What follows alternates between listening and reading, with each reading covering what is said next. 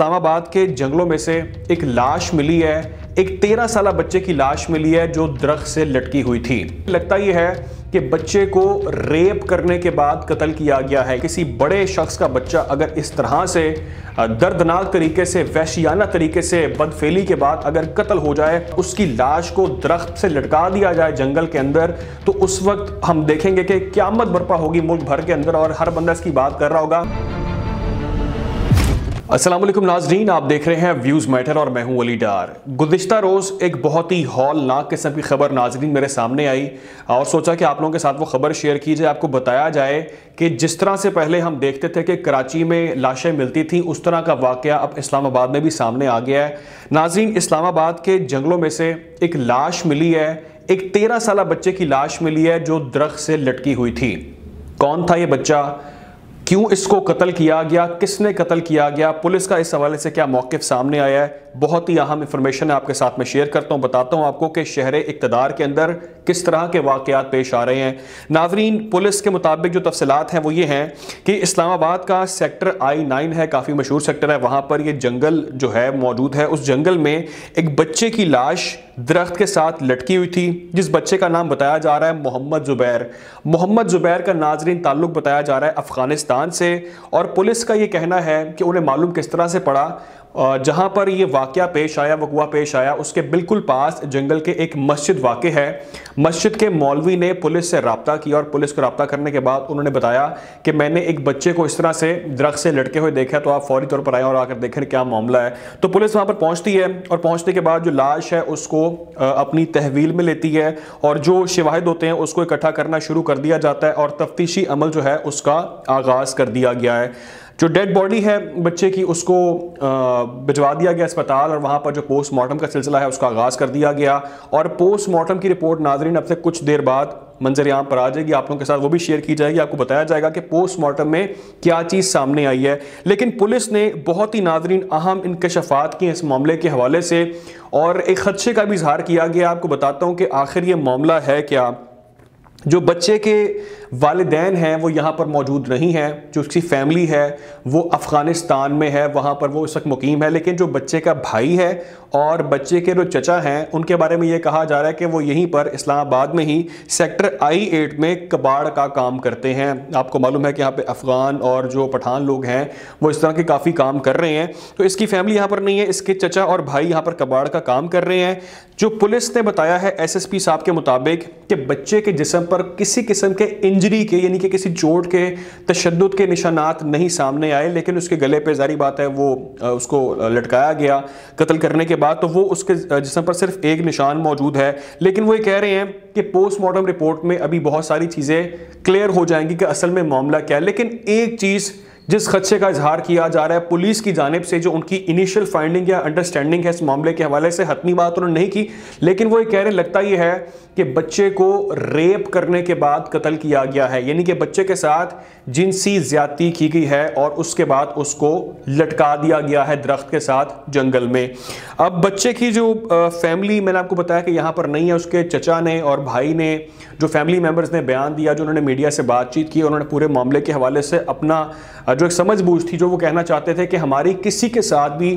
کسی قسم کی کوئی دشمنی یہاں پر نہیں ہے، ہم یہاں پر صرف محنت مزدوری کرتے ہیں، اور نہ ہمارے بچے کے اندر کوئی اس طرح کا کوئی عنصر تھا کہ وہ خودکشی کرنا چاہتا تھا یا اس کو کوئی پریشانی تھی، کوئی مسئلہ تھا، وہ اپنا کام کر رہا تھا، خوش تھا، لیکن وہ گھر سے گیا اور گھر واپس نہیں آیا۔ صبح 9 بجے کا وقت تھا جب یہ واقعہ رپورٹ ہوا، پولیس کو بتایا گیا، اور رات کے 9 بجے تک جب بچہ واپس نہیں آیا تو ہم نے اس حوالے سے جب پتہ لگا تو ہمیں انفارمیشن یہ ملی کہ ایک لاش ملی ہے جنگل میں سے اور وہ درخت پر لٹکی ہوئی تھی، جس نے وہاں پر کافی زیادہ خوف طاری کر دیے لوگوں کے اندر۔ لوگ بہت زیادہ اس وقت پریشان ہیں، ایک شہر اقتدار کے اندر اس طرح کا واقعہ پیش آ جانا اور کافی لوگوں کے لیے وہ باعث تشویش چیز ہے۔ اور ناظرین، اس پر کچھ لوگوں کو حراست میں بھی لے لیا گیا ہے، پولیس نے انویسٹیگیشن کی ہے، کچھ لوگ انہیں اریسٹ کر لیے ہیں اور ان سے جو تفتیشی عمل ہے اس وقت وہ جاری ہے اور ابھی تک کوئی حتمی رپورٹ سامنے نہیں آ سکی۔ اچھا، اب جو چیز میں آپ کے ساتھ شیئر کرنا چاہ رہا ہوں اس خبر کے حوالے سے، وہ بہت امپورٹنٹ ہے۔ وہ امپورٹنٹ ناظرین اس لیے ہے کہ سب سے پہلی چیز تو یہ ہے کہ اس واقعے کو لے کر مین سٹریم میڈیا کے اوپر کوئی خاص شور شرابہ نہیں ہے،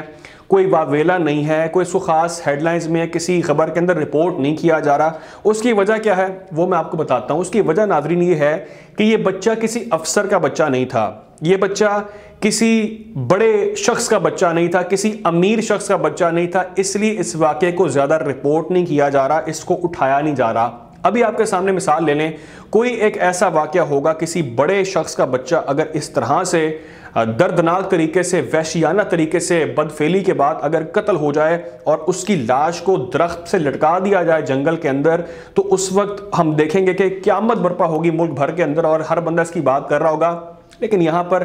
ایک کباڑیے کا بچہ تھا، ایک غریب کا بچہ تھا، ایک افغانی بچہ تھا، ایک 13 سالہ معصوم بچہ تھا جس کو بے دردی سے مار دیا گیا، اور اس پر یہ سناٹا، یہ خاموشی کئی لوگوں کو جھنجھوڑ رہی ہے اور سوالیہ نشان کھڑا کر رہی ہے. ہم اکثر دیکھتے ہیں کہ ایسے واقعات 1-2 دن رپورٹ بھی ہوتے ہیں اور اس کے بعد وہ ختم ہو جاتے ہیں، اس پہ بات نہیں ہوتی. اور کیا ہوتا ہے، جو ملزمان ہوتے ہیں، جو مجرمان ہوتے ہیں، وہ کوئی سیٹلمنٹ کر لیتے ہیں فیملی کے ساتھ دباؤ سے، یا پھر وہ یہ کرتے ہیں کہ جاتے ہیں پولیس کے پاس، اور جو خبریں ہم تک پہنچتی ہیں کہ انہوں نے مکمکا کر لیا پولیس کے ساتھ، 4 پیسے دے دیے اور معاملے کو رفع دفع کر کے اس پر خاموشی ہو گیا اور کسی قسم کا کوئی بھی ناظرین فالو اپ سامنے نہیں آتا. لیکن میں ذاتی طور پہ یہ کہنا چاہتا ہوں کہ اس کیس کو مثال بنایا جائے. جس نے بھی ایک بچے کی، معصوم 13 سالہ بچے کی جان لی ہے، اس کو پھانسی کے پھندے تک ہر حال میں پہنچنا چاہیے، ورنہ یہ عمل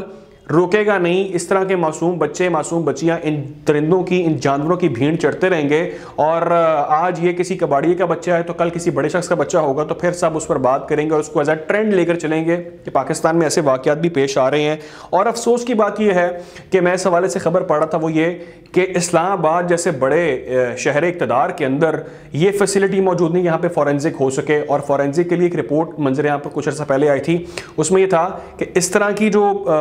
کریٹیکل کیسز ہوتے ہیں اس میں فورینزک کے لیے لاہور بھیجا جاتا ہے، کیونکہ یہاں پر غالباً ان کے پاس ایسی فیسلٹیز جو ہیں فورینزک کے حوالے سے وہ موجود نہیں ہیں. تو اس پر یہ چیز ہمیں سوچنی چاہیے کہ اتنے بڑے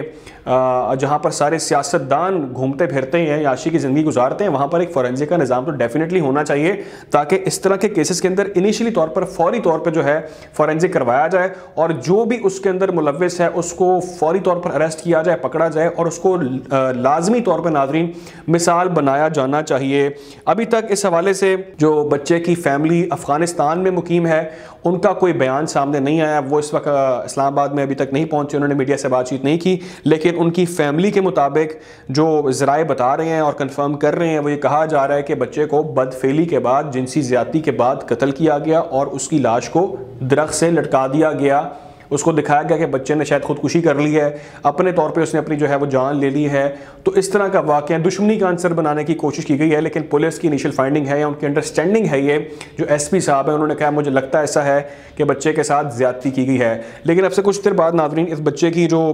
فورینزک کی رپورٹ ہے وہ سامنے آ جائے گی، جس میں واضح ہو جائے گا کہ بچے کے ساتھ کیا واقعی میں زیادتی کی گئی ہے یا کچھ اور اس کے اندر ایلیمنٹ شامل ہے. بہت ہی اہم یہ معاملہ ہے جس پر آپ کو اپڈیٹ لازمی کیا جائے گا. خیال رکھیں اور دعاؤں میں یاد رکھیں. اللہ حافظ.